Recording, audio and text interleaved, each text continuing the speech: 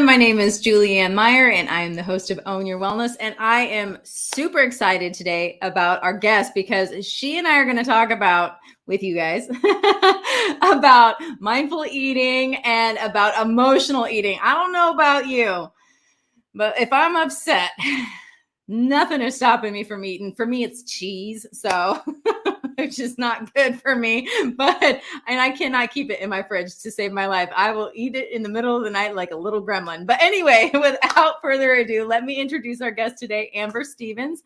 Welcome, Amber. So excited to have you here. Thank you. I'm excited to be here. Yeah. So, fortunately, we were able to meet online not that long ago. And I'm so glad you agreed to do the show because I think that you have so many other topics that we could talk about, which means you should probably come back. But let's focus on two things that you happen to be passionate about. But before we go and start with that, I would love for you to share a little bit about yourself and your own wellness journey.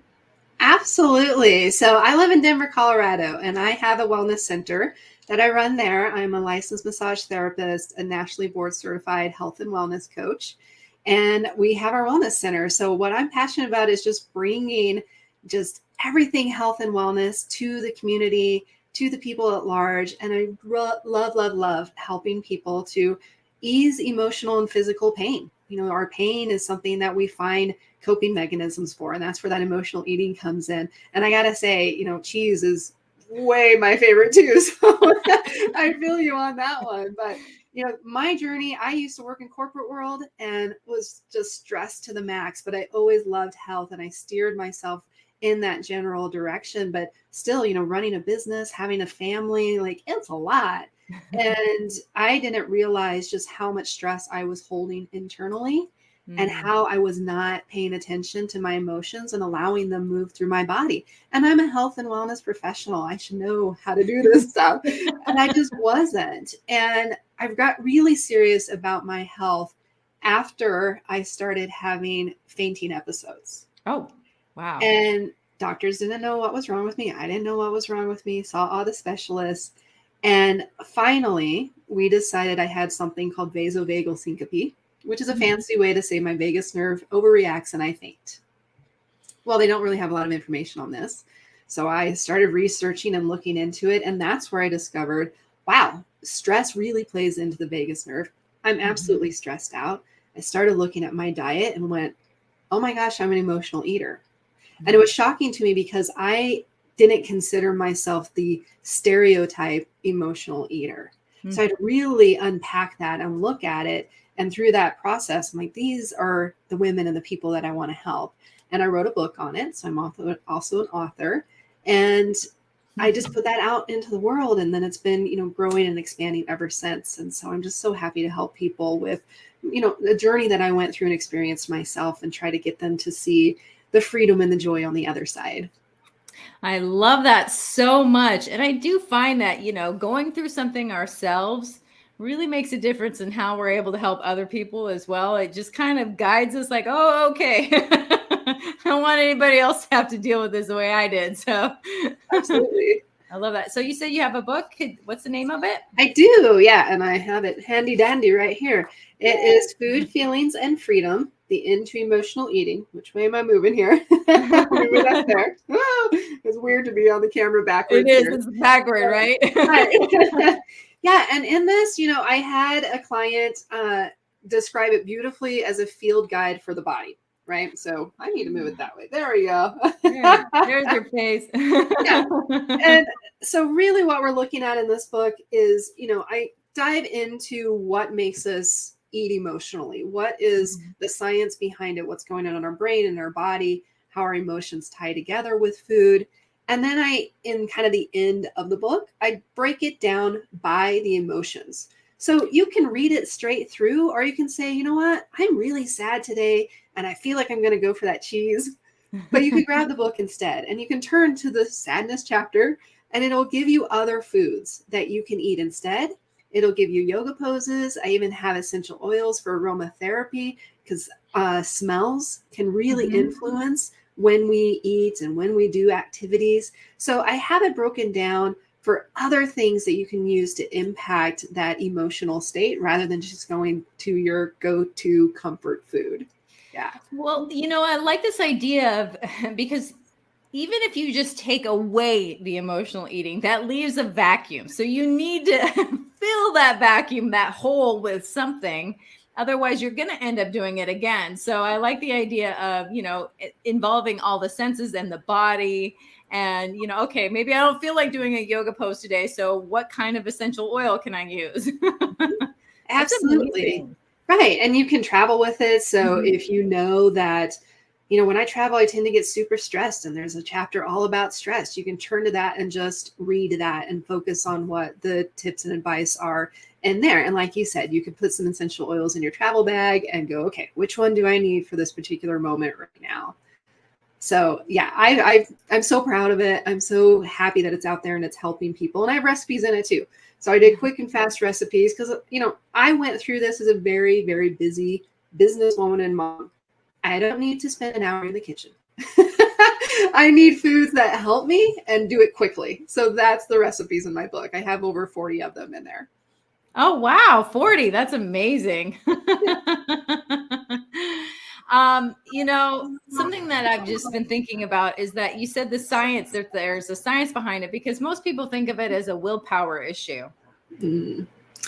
No. So it's not like we're magically born with some people have really good willpower and others do not. Okay. We are born and we are raised, and certain habits start to form.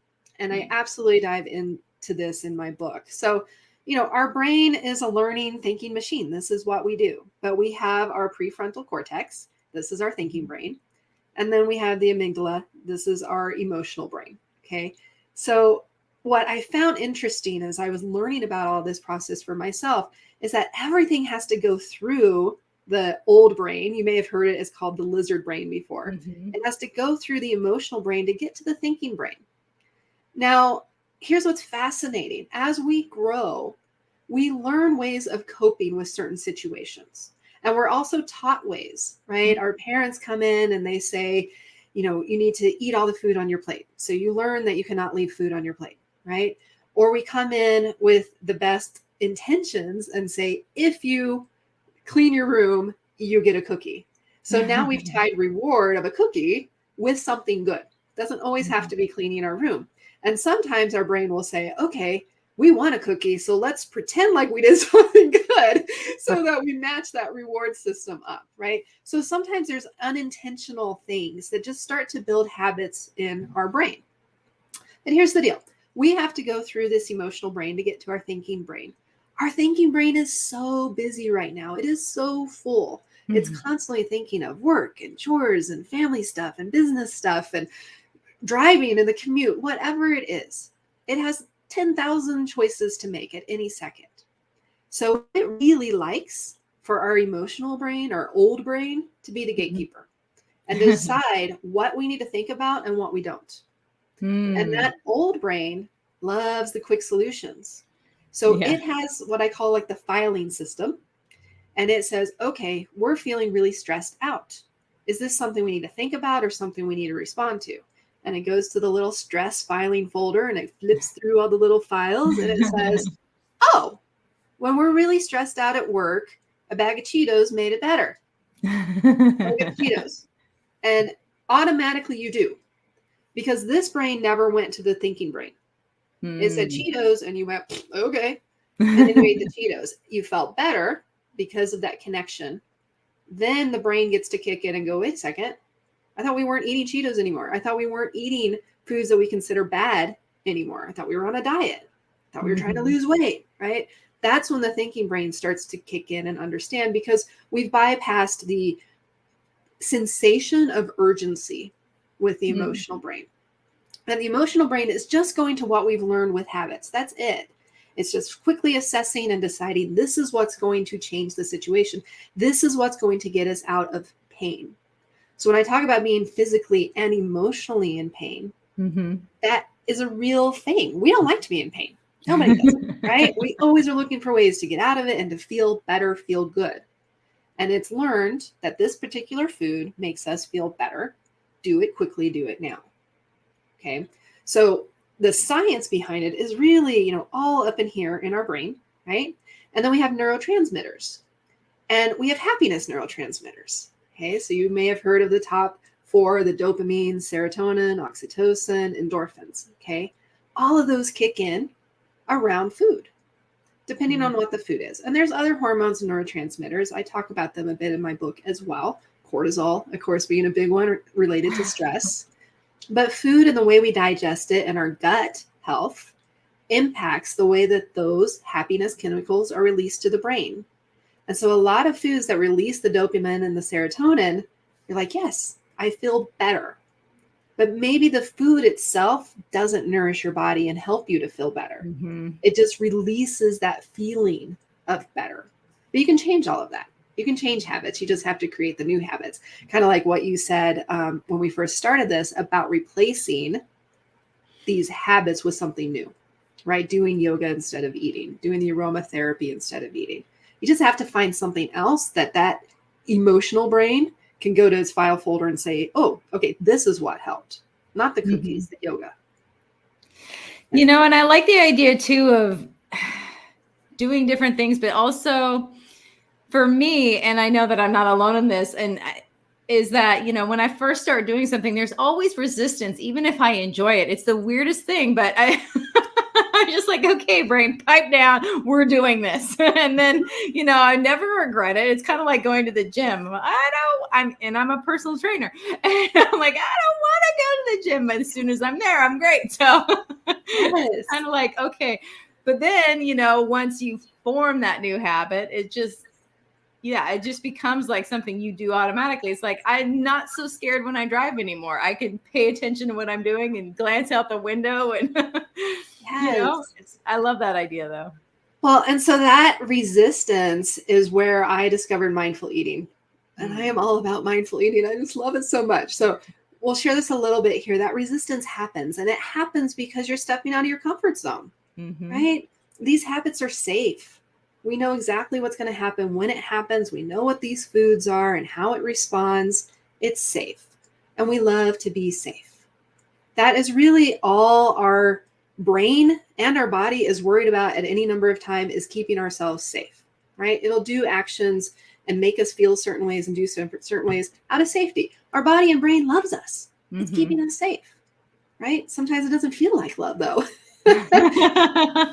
So to change that resistance, you have to do that through awareness. And that's mindfulness. Mindfulness simply means paying attention to, really being aware. So mindful eating then is being aware of what you're eating. But I like to take it a little bit deeper because you can always just be aware, right? You can be very mindful of the Snickers bar you're eating. But that's not going to change the habits or take you in the direction that you want to go. You have to pay attention with intention. What is the thing that you're trying to change? What is this goal that you have or something that makes you feel unhappy or unease? Then you put your mindful intention on that. So if this is starting a diet or just simply eating more balanced or not overeating perhaps, or not eating, your cheese at midnight, whatever that intention is, it's matching the mindfulness to that and being able to pay attention and say, okay, here I am. It's midnight. I'm at the fridge. I'm reaching for the cheese, but this is something that I did not want to do. So coming to it mindfully and saying, why am I here right now? Why am I grabbing this cheese? Get curious about it. Am I just awake and I can't sleep? Am I actually hungry? Maybe I skipped food all day long. Right? Is there emotional trigger that's going on in my brain while I can't sleep and I'm overthinking things? Is it just habit? My body's gotten used to waking up at this time and eating, right? If you can look at those and analyze them a little bit and say, okay, now I get it. I'm here at the fridge because I just can't sleep. What if I grab a cup of calming tea instead? What if I go do some meditation instead? How does that impact me? And do I feel better? And do I get the sleep that I want? And I avoid the cheese. It's never about saying you can't. And that's one of the things I love about mindful eating. There's no rules. It's just a process of starting to understand and bring awareness to yourself, your emotions, how you respond and react. And so with that awareness, when you hit that resistance, when your body's like, no, I don't want to go to the gym, I don't want to do this, you can take a deep breath and just bring intention to it, bring mindfulness to it, and say, okay, what is happening right now? And then make the choice that you choose to make for yourself. Maybe it's not going to the gym. Maybe it is eating the cheese, but know why you did it and not just going on automatic pilot. This brain, the emotional brain, is autopilot. It's making decisions. It is trying to keep you safe in your comfort zone and not put more burden on your thinking brain. You know, something that you said that really sticks out to me and I love is like, maybe you do eat the cheese. And the thing that I like about that is there's certain times, you know, and it took me a long time to get to this point, but there's certain times where I'm going to sit there and I'm going to eat it. But I'm going to enjoy it. I'm not going to feel guilty or shameful while I'm doing it. That doesn't help. But, you know, I'm fully aware that I maybe chose not to, and I'm going to do it. Yes. Consequences and all. I'm going to do it, but I'm going to enjoy it. I think that that's something that's super important for people, you know. It's so important. You know, in mindful eating, there's really no such thing as good and bad foods. Thank you. It really isn't. We are eliminating judgment for that purpose. You never want to eat with guilt and shame, right? I like to tell people there's no such thing as good and bad foods. What makes a food bad is how you feel about yourself after you eat it. Yeah. So if you eat it and you feel that guilt and shame, maybe you want to look at that food a little bit mindfully and try to understand what emotion is behind that and what's happening. But otherwise, if you're going to eat the food, enjoy it. Love it. I love food. I eat all kinds of foods all the time. I don't count calories. I don't count fat. Like, I love food. I eat for my body, for my taste buds, for pleasure. I mean, food is one of those things that it should be sensual. It is the only thing, really, there's really only like two things, that include all of our senses. We don't usually go around licking furniture, I hope, or licking dogs or something, right? Like, we have sight, sound, touch, like those senses go all the time, but taste, it doesn't. And so food is really that moment to engage, and you should slow down and you should enjoy it. And what's interesting, when people slow down and they eat mindfully, a lot of times those trigger foods or those foods that they feel like they cannot live without, when they really sit down and start to taste them and appreciate them, oftentimes they're going, actually, I don't like this. It tastes fake. It doesn't, like, there's no flavor to it or something. It's the food I thought I had to have and I don't really like it. Or on the other hand, when you eat mindfully and really savor it and taste it and feel what's going into your body, you automatically learn an adjustment of what is enough. And instead of the whole bag of cookies, one cookie will do, or half a cookie will do. You know, I can get a chocolate bar. I love my dark chocolate. And I probably have a piece of dark chocolate a day. It's a piece. It's a cube. And that's plenty for me. But there was a time in my life where I was very easily eating one or two candy bars, not thinking anything of it. That's the problem. I wasn't thinking anything of it. But now that I do mindful eating and have been for several years, I automatically know, like, that's enough food. This is something that feels good to me. This does not. And I also know when I eat the foods that don't feel good to me, and I can make that decision. Like, why am I doing this right now? Exactly. I've done that. Or I've discovered, you know, if I eliminate something for a while and then I introduce it again, I'm like, oh, that's why I don't eat that. It might taste good on my tongue, but it doesn't feel good in my body. Yes. But if you don't pay attention, then you might not even be aware of the cause and the effect. So that's another thing. Yeah. And eating mindfully too, you know, that paying attention, it's all the awareness. It's aware of being hunger, being full, knowing when to eat, knowing when to stop, right? It's everything that plays into that food. We eat really fast as a society. We have all the drive-throughs and we eat in the car and we eat at our desk. It's not like I think it is in Europe where they get a 3-hour lunch usually, where they really sit and enjoy the moment and the conversation and the people. We eat and go and go and go. And I understand that. I lived it. There's still times now that I live it. But I do know, at least for that first 1 or 2 bites, I'm going to sit, breathe, smell, taste, really enjoy it, and know what it is that I'm putting into my body.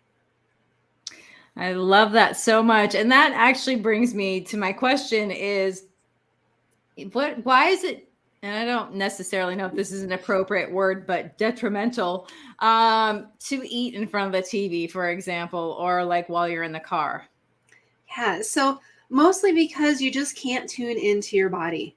You have something else that has your attention over here, and it's really hard to be mindful about what's going on internally when you have stuff externally holding your attention.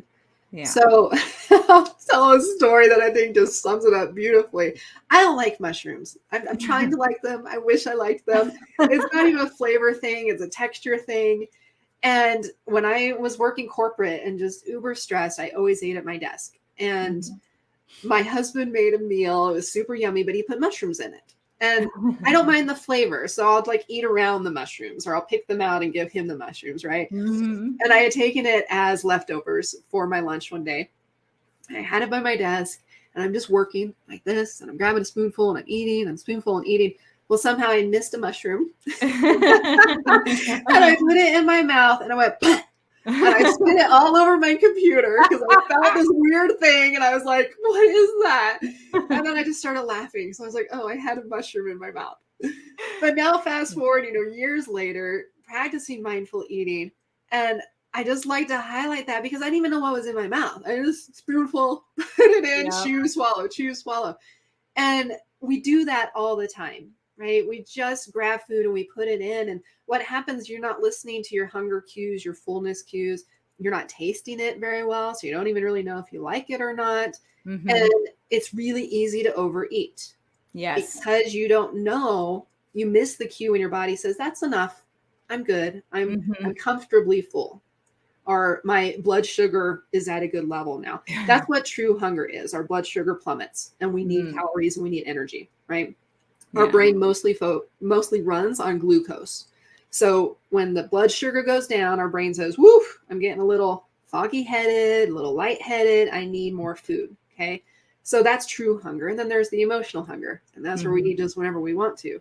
So when we're not being able to focus in, it's so easy to overeat. Another example I love to use is the movie theater, right? We go, we get our huge thing of popcorn and we just eat and we just eat. And then all of a sudden we hit the bottom of the bucket and we're like, what? Did I just eat, 100 ounces of popcorn, whatever it was, right? Yeah. So if you tune in mindfully though, first of all, you might be like, I don't know that I even like this popcorn. Exactly. But you recognize that maybe a few bites, a couple of handfuls is really all that you need and you want and feel satisfied and not feel deprived, right? That's one of the other things I love about eating mindfully is that you can give yourself permission to eat anything you want. Yes. And oftentimes with some of my clients, there was one client that just broke my heart because she said for years she didn't eat any desserts at her kids' birthday parties. She spent hours baking cakes and cookies and things, and then she wouldn't touch them because they were bad for her. They're bad foods. And we worked together, and she came in one day with me, and she said, Amber, I went to a wedding. I said, okay. And she said, normally I wouldn't touch anything, and then I would also grab all the cookies and put them in my bag and eat them at midnight or eat them later when nobody was watching. And then, of course, I'd feel the guilt and the shame.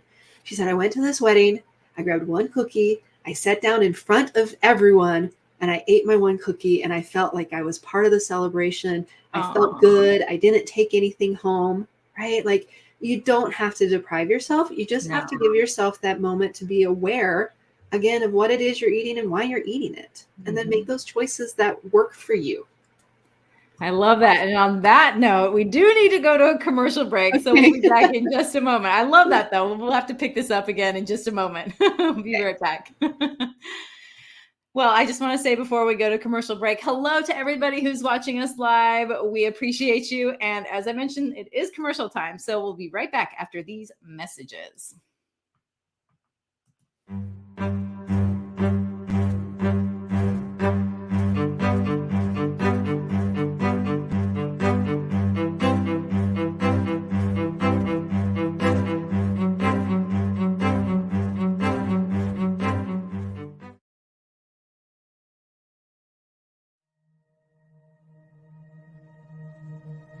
Now, you can vibrationally align your aura. You can gain a larger and spiritual perspective on life, relationships, God, people, wellness, and money. You can also have moments of meditation and reflection any time of the day. And reading the thrilling, adventurous, and mystical story of Shiga will just add more faith to your daily experience of the mystery of the universe.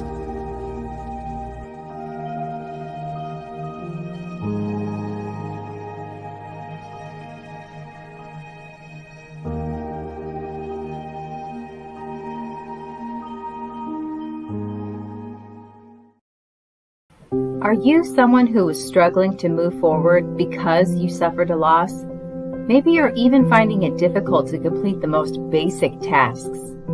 Are you looking for a way to start enjoying life again without feeling guilty or the resistance to do so? Spiritual life coach Sarah Stockham saw a need for people who haven't learned how to grieve without putting their entire lives on pause. And so she created a program that solves this issue called Choosing Life Right Now. This program is simple and you can do it on your own. If you are ready to learn how to feel your grief while still being able to smile, to honor the sacredness of what took place as a loss, and yet still continue to live with joy, and if you'd like to take care of your whole being with grace and love, then I'd like to invite you to experience her new program called Choosing Life Right Now. Sarah is currently offering her program for the promotional price of $77, but it won't stay at this price for long. To learn more, check out her website. The address is on the screen.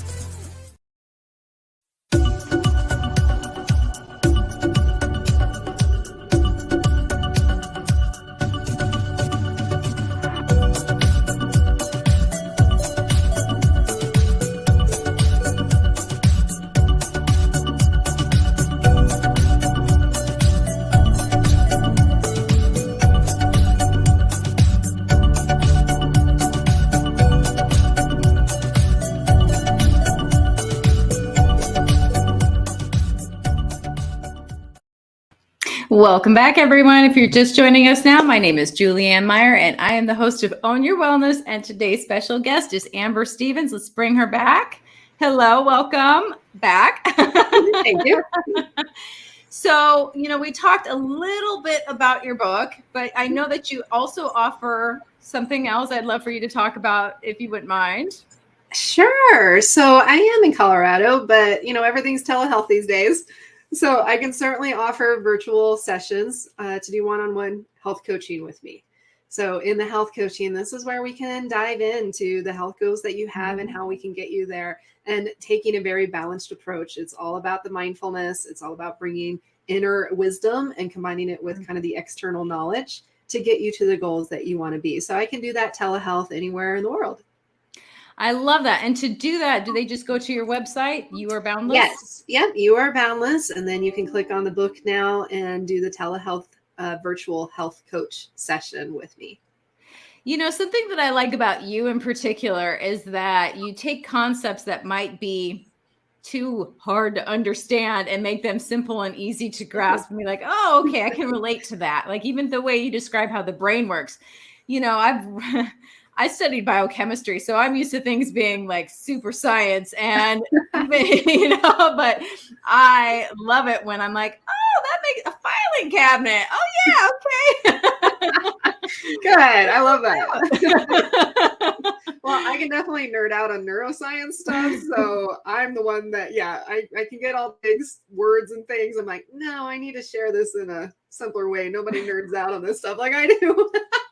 Well, it's the point. The thing that I love, though, is that you get the science across, but it's easy to understand without the big words, as they say. Thank you. Yes. Because that is the point, is to have that understanding and be able to use it in your own life instead of just being like, okay, I understand this conceptually, but how does that affect me, like in my day-to-day life? So I love that. I love that so much. So I wanted to talk a little bit more, especially about mindful eating, because, I like the idea that, there's no good foods, there's no bad foods. But do you have like rules or anything like how many times you should chew and stuff like that? So all of those exist. How many times you should chew, minimum of 30 times, or when the food is mush, basically. And, if you've ever tried to do it, oh my gosh, I even struggle with it. 30 times, unless it's like a really crunchy carrot or a piece of steak. And there's just some foods that's not going to happen. Like, let's talk about oatmeal or yogurt or something. There's no chewing that over 30 times. But the idea behind it, if you're just learning it and you're like, I want to try this, the idea behind it is that our digestive system starts in the mouth. And then it goes down to the stomach, and then it goes down to the intestines. But we get a lot of our nourishment from the mouth first. And so if we don't chew very much, then we just send it down to the stomach and the gut, and it has to do a lot of work.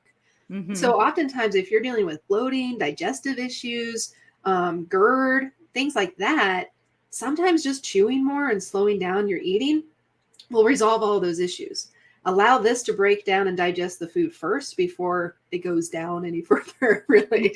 So that's kind of the idea about chewing. So if you can just kind of keep that concept in mind, not necessarily having to count, okay, I did 30 this time, I did 30 this time. Like, just chew until it's really broken down before you swallow.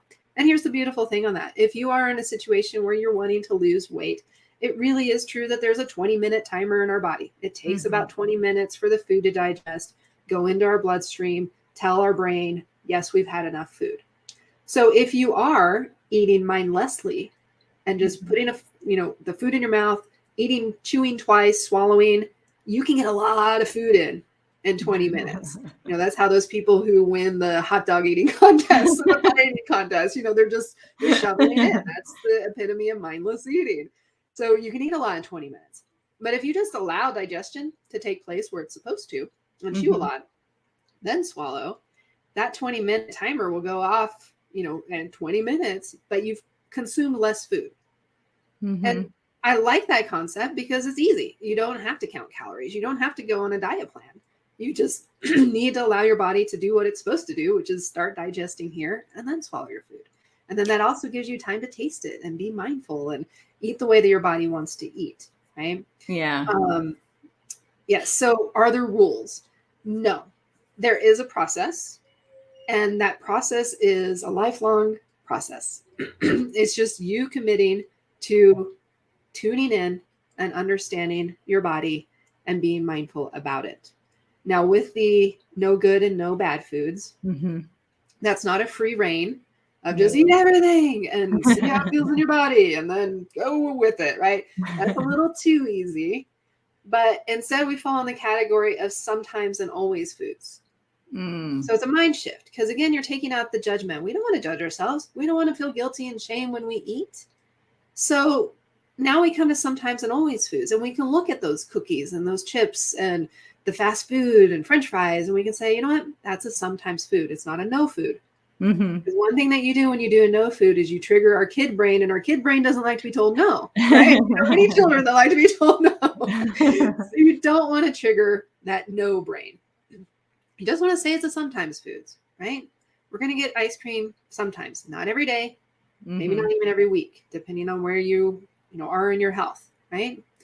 Now, keep in mind there are some caveats on that. If you have some serious health issues, maybe you're celiac, well, then that is a no food, right? Gluten then for you should be a solid no, because it creates this whole hierarchy of health issues that just cascades when you eat it. But only you know that, right? You know what your absolute hard no's are, and then what your sometimes foods are, and then what your always foods, and always being fresh fruits, vegetables, lean meats, right? Fish. That kind of stuff is our always foods. Eat it as much as you want. Sometimes foods, occasional, right? Special occasions. It is a hot day. You want to try the new gelato place, right? And then just really, truly enjoy it. And whether it's an always food or a sometimes food, eat the right proportions. Eat the way that your body feels content and, satisfactorily full, not over full. I like that idea too. It's funny that you'd say that about the no foods, because and it could even be technically a good food. Like for me, beets, I can't eat beets. I love beets, but beets don't love me.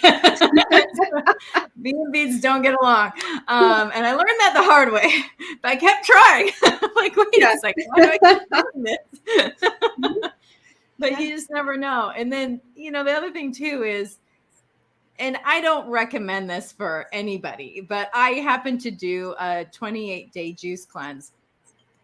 And there was a myriad of reasons why I did that. But the one thing I discovered was that I was more nourished during that time because of the, what was going into my body, all the vegetables and fruit, than I was before, because of what I had been eating before. Just more like food, like substances than actual food. So, it was interesting to see that I didn't actually need to eat as much as I thought I did. Mm-hmm. That is true. Yeah, you can start to learn a lot about yourself when you start to kind of come in mindfully. And, increasing your veggie intake is, no matter what diet you do, cleanse you do, anything, that's the main premise, really. Yeah. People ask me all the time, what's the number one diet, Amber? I'm like, eat vegetables. There's really no, you still have to listen to what your body does. You figured out that on that cleanse, you felt more nourished because you were getting in those vegetable nutrients. You probably weren't weighing yourself down so much with the meat, right? So you likely feel better just with more vegetables in your body naturally. Now, I didn't want to come across as being like, no meat, only vegetables. No, I eat everything. I'm an omnivore. So, it is that very thing. Like, try different stuff. See what feels good, what doesn't. And remember it, beets don't feel good to you, right? Yeah. So why would you eat them? I don't do well on whole grain rice. That's technically... Yeah, that's the health food, right? That's the go-to food if you're trying to be healthy. I get bloated and kind of constipated. So I always go to white rice. It's easy to digest. I don't get any bloating with it. I eat in the right proportions, right? So I feel healthier with white rice. But if you read all the manuals and the health guru stuff, you have to have the whole grain rice. No. Yep. You need to have what your body responds to and feels good with, and keeps you in the health zone that you want to be in. I'm really glad that you brought up the rice, because that one is so surprising to so many people. And it's about mindfulness. It's like, okay, this may be true for most people, but this is not true for me. And so trying to force it because it's technically better, it's not technically better for me. So yes, yeah. When I was going through, all my fainting spells and trying to figure out what was going on, and one of the things that one of the specialists said, you probably have IBS. Didn't really know, just threw it out there. I'm like, okay, let's try it. And it made sense. The vagus nerve is tied to our gut, right? Everything kind of flows through the vagus nerve. So it totally makes sense. And I did need to work on some issues with my gut. But I went through a diet that's very, very restrictive called the FODMAP diet. Oh, yep. And that's getting rid of fructans, oligosaccharides. It's an acronym. I'll spare you all the acronym stuff. But basically, you get rid of all kinds of foods that has fructans and stuff. And these are good foods. Apples is one I couldn't eat. And I went to a restaurant and it asked for the side dish and it said, you get a choice of bread, which I wasn't supposed to have. Apple, wasn't supposed to have. Potato chips. I'm like, I can have the potato chips. So that was my side. I had potato chips. I was like, oh my gosh, this is hilarious. I'm eating a diet and I can't eat anything but potato chips. That's hilarious. Yeah. But, I did learn a lot about my body on that. And so it was a good process. But, eating that restrictive was so terribly hard. I had to bring my own dressings to restaurants, bring my own food to some places, brought my own food to people's houses because it was a 30-day elimination. And then it was a process bringing the introduction of foods back in. So I was committed and I learned, and it's been good. I've adjusted some things long term, but mostly without doing restriction, you can just tune in mindfully and know what works for you and what doesn't. Sometimes if you question it, then just take it out of your diet. Take it out for a while and see what you think, and then bring it back in. What kind of feelings did you have? Physical, emotional, what's happening in your body with that particular food? Is it a good food for you? Is it not? Right? And then don't eat beets. Exactly. This whole show is don't eat beets. Don't eat the beets. I love that. I was thinking about emotional eating, and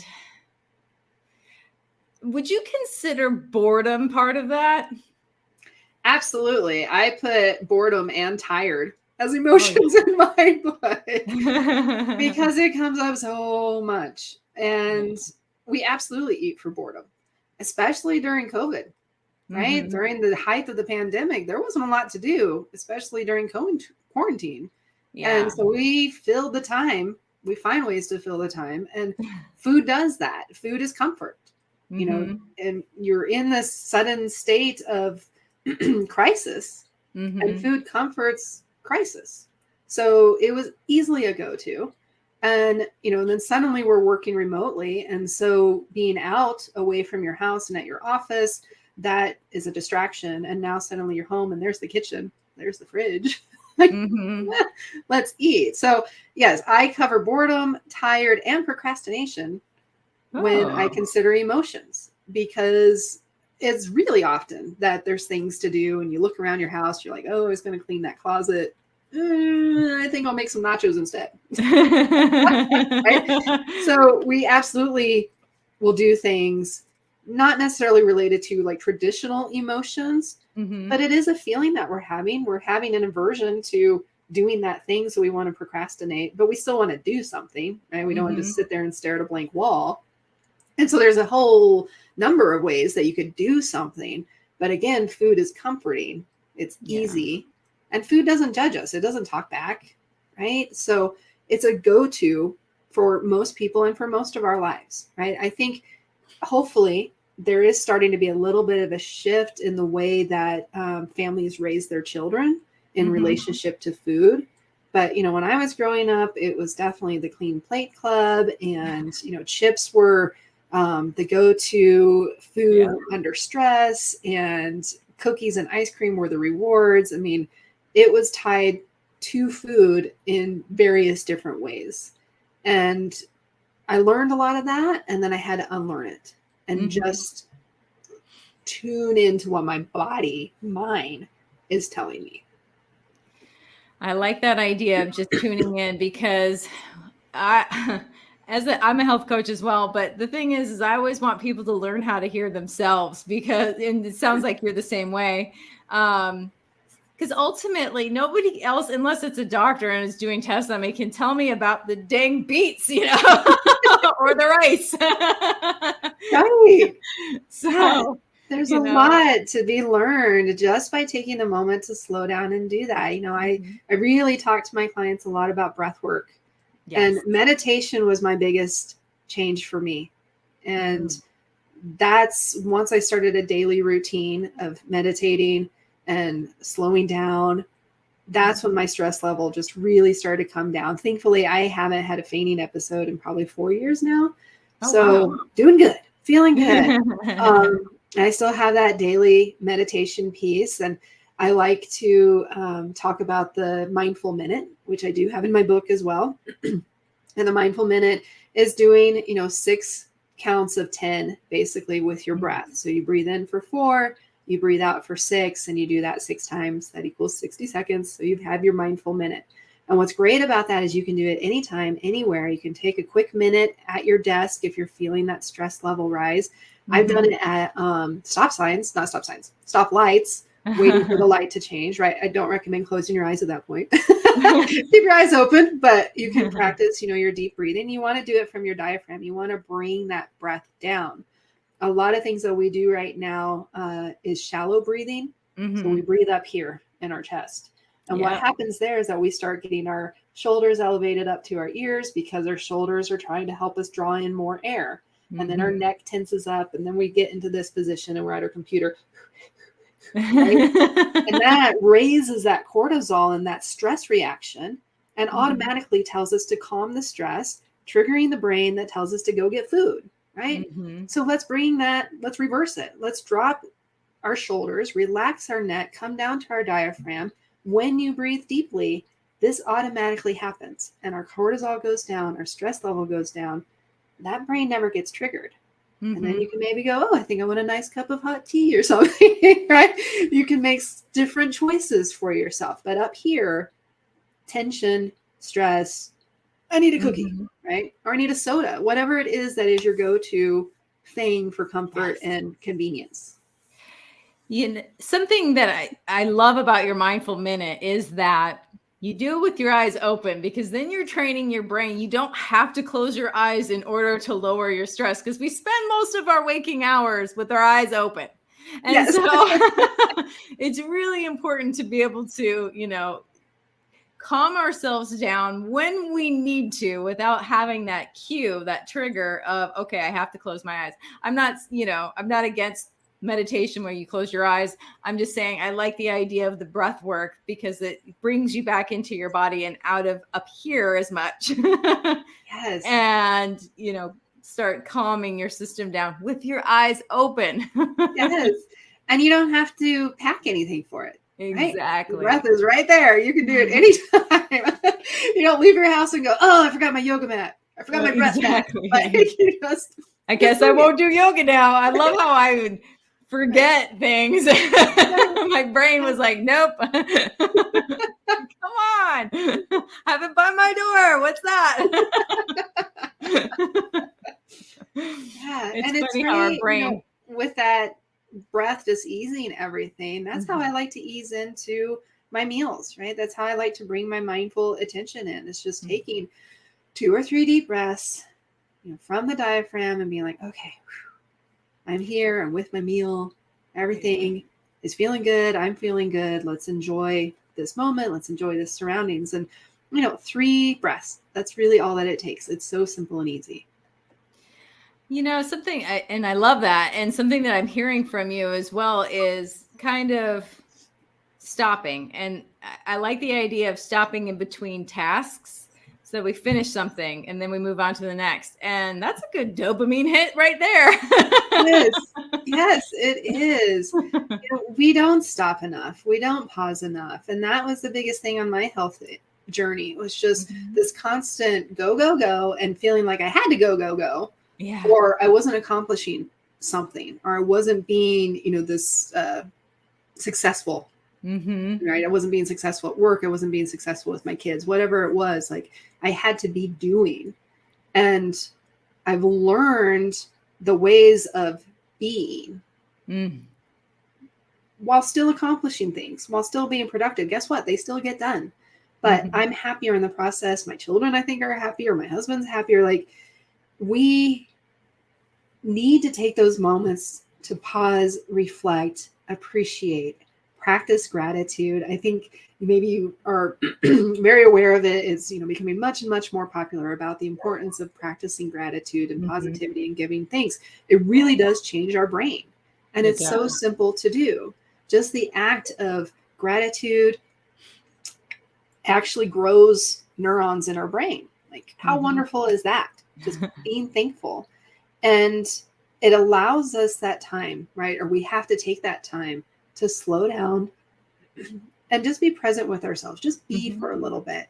I'm remembering my wedding right now with the best advice that I had. All these people are giving you, like, do this with your flowers, do this with your dress, don't do that, blah, blah, blah. And one of my clients just said, Amber, when you get to your wedding and it's your reception, take a moment, stop, breathe, look around.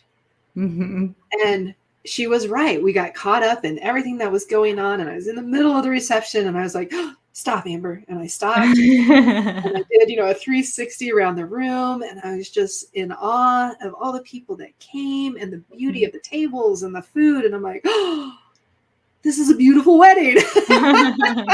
And too often I hear people, with that example saying like, I didn't even eat at my wedding. I don't even remember it, And so we have a lot of our life that just goes past us because we get caught up in the doing. So it's really important to pause or just full on stop. No, I like that idea so much because also especially if you're going from something negative, it just kind of like, okay, it brings you back to that present moment. All right, I'm here now. Like you said, I love, so many people they go to their wedding and they miss it. They're there in body, but their mind is somewhere else. They're thinking about this or that, or I'm hungry, but I don't have time to eat. And it's your party. Come on. Yes, enjoy it. The food. We spent a lot of time picking out our food, so I was going to eat that. Exactly.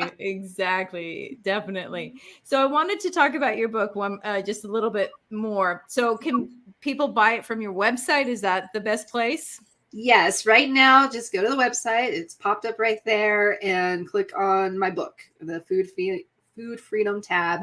And you can order it either as a digital version to download and take anywhere with you or as a hard copy, which I'm always the person who likes hard copies because I like to highlight things. Or do the terrible thing where you rabbit ear stuff. I'm like, but I like to mark things and quickly reference it. But they have the two versions available right there. So it's super simple. And I do plan to get it up on Amazon at some point. It just hasn't stayed top priority for me, but it will be up there at some point. So if you're ever, piddling around looking for books on emotional eating, it'll pop up. The other thing too that I want to mention about your website is that people can find your social media through there as well. So if they want to get to know you a little bit better as a person, then they can check you out that way as well. Yes, please do. Please like and follow me, Facebook, Instagram, LinkedIn. I'm on all of those. And I spend a lot of time making sure that I give information that's relevant and important in health and wellness, all different kinds. And right now we're doing a series on kind of understanding food labels, like organic versus natural. And, what does all of it mean? Because it can get really bogged down. And, marketers do a great job of trying to sell a product to you. So you got to be wise consumers and understand what it is that you're eating. And, a great rule of thumb, if it doesn't have a label on it, it's probably pretty good because that's produce. Exactly. So we only have about 2 minutes left. Is there anything that you'd love to share with the audience or reiterate? Sure. Yeah. So, one thing in my book that I also cover are kind of foundational solutions that help you to ease emotional eating. And those foundational solutions are pretty much anything that help increase the dopamine, serotonin, oxytocin levels, those feel-good happiness chemicals without necessarily resorting to food. So I think I highlight about 14 choices in there, but one really important one is vitamin D. And vitamin D is showing to be super important for all kinds of health concerns right now. So regardless of why you're using it, just take your vitamin D because we have it for health reasons and we have it for release of happiness chemicals in our body. And then taking a walk, just moving your body. Movement is so important to feeling better. And a lot of times we tend to say, okay, I don't have time to go to the gym. I didn't exercise. It has to be a 3-mile run. It has to be this 20-mile bike ride. No. Just get up and move your body. It can be simple stretches or full-on yoga routine. It can be a walk outside, a walk indoors, doing loops, whatever it is. Movement gets oxygen flowing, lymphatic flowing. All of those things help us to feel better. And sometimes when we're like grabbing food, especially out of boredom or tired, if we can just get the blood circulating again and the oxygen flowing through breath work and moving, we'll feel so much better, energized in our brain, and not really even worry about food anymore. So we have the vitamin D, we have walking. We already talked about practicing gratitude. And then I also talk about just things that increase oxytocin. And oxytocin is the bonding neurotransmitter. So take time with friends. Take time with your loved ones. Call up a friend on the phone if you're long distance or something of that nature, or get a massage, right? There's oxytocin release there, or go get a pedicure or something. Anything that's connected with other people, take a new class, right? Something exciting and different that kind of activates the brain. So there's a lot of different ways to get those feel good chemicals coming out of our body, bringing down the stress hormones, and then food just becomes a non-issue. Food becomes truly something that you enjoy and you eat when you're hungry to boost the energy input that your body needs, not something that you need to comfort yourself. I love that. Well, Amber, thank you so much for being on the show today. It has been an absolute pleasure, and hopefully you'll come back again soon. I would love it so much. Thank you for having me. Thank you. And that is all the time that we have for today. We will see you again soon. Enjoy the rest of your week, everyone.